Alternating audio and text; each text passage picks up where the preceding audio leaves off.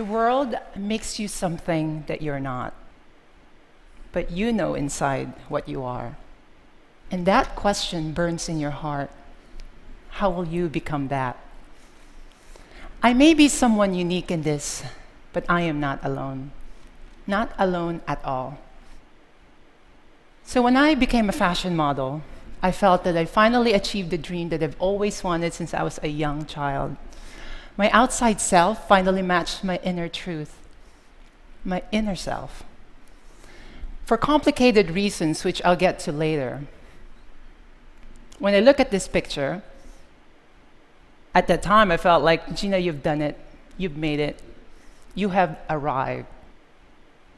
But this past October, I realized that I'm only just beginning. All of us are put in boxes by our family, by our religion, by our society, our moment in history, even our own bodies. Some people have the courage to break free, not to accept the limitations imposed by the color of their skin or by the beliefs by those that surround them. Those people are always the threat to the status quo, to what is considered acceptable. In my case, for the last 9 years, some of my neighbors, some of my friends, colleagues, even my agent did not know about my history. I think in mystery, this is called a reveal. Here is mine. I was assigned boy at birth based on the appearance of my genitalia.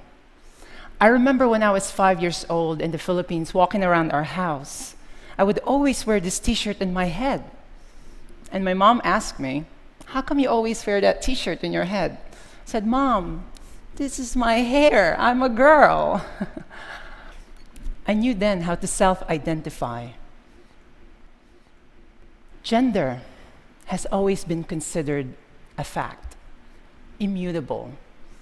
But we now know it's actually more fluid, complex, and mysterious. Because of my success, I never had the courage to share my story.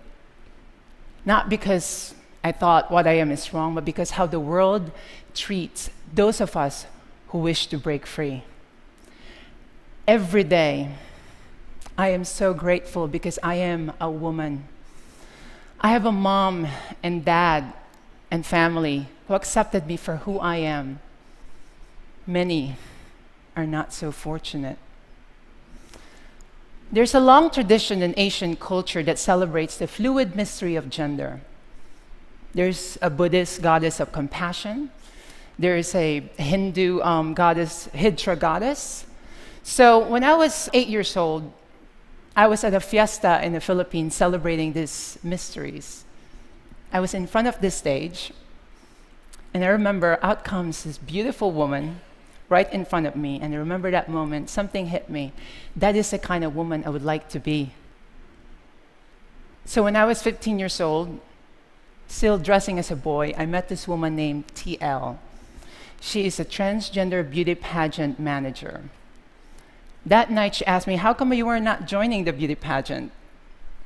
She convinced me that if I joined, that she will take care of the registration fee and the garments. And that night, I won Best in Swimsuit and Best in Long Gown and placed second runner-up amongst 40-plus candidates. That moment changed my life. All of a sudden, I was introduced to the world of beauty pageant. Not a lot of people could say that your first job is a pageant queen for transgender women, but I'll take it. So from 15 to 17 years old, I joined the most prestigious pageant, to the pageant where it's at the back of the truck, literally, or sometimes it would be a pavement next to a rice field, and when it rains, which it rains a lot in the Philippines, the organizers would have to move it inside someone's house. I also experienced the goodness of strangers, especially when we would travel in remote province in the Philippines. But most importantly, I met some of my best friends in that community. In 2001, my mom, who had moved to San Francisco, called me and told me that My green card petition came through that I could now move to United States. I resisted it. I told my mom, "Mom, I'm having fun. I'm here with my friends. I love traveling, being a beauty pageant queen." But then 2 weeks later, she called me. She said, "Did you know that if you moved to United States, you could change your name and gender marker?" That was all I needed to hear. My mom also told me to put 2 E's in the spelling of my name.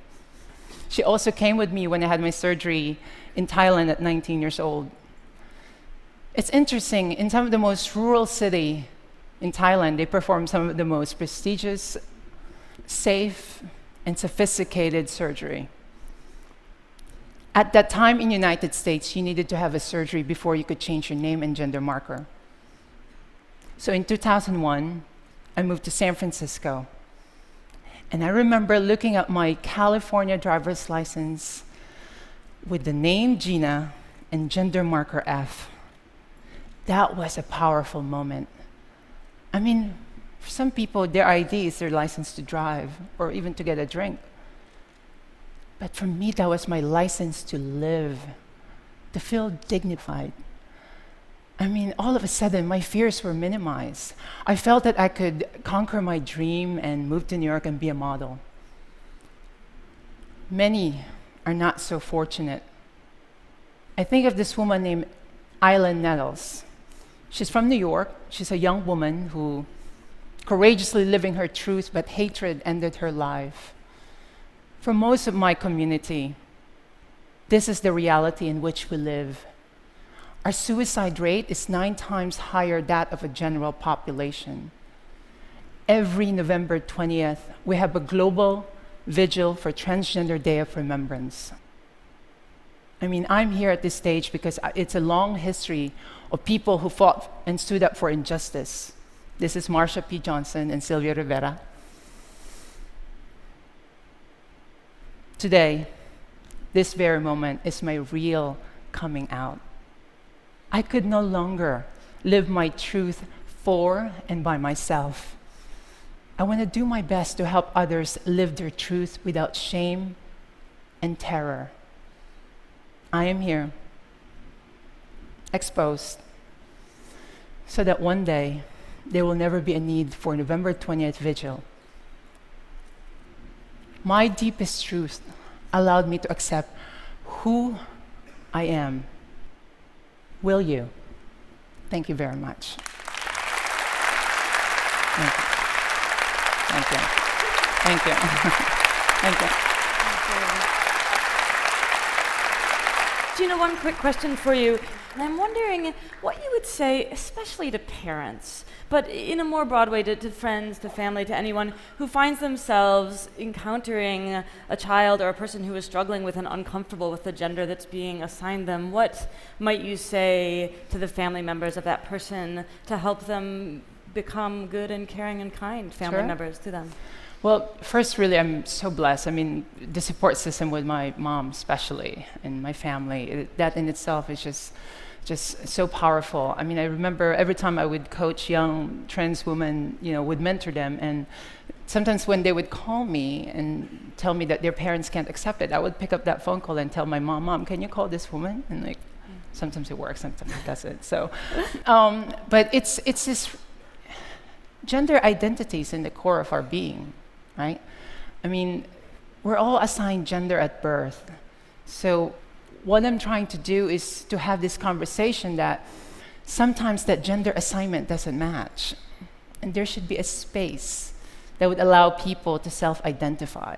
And that's a conversation that we should have with parents, with colleagues. And the transgender movement, it's at the very beginning to compare to how the gay movement started. There's still a lot of work that needs to be done.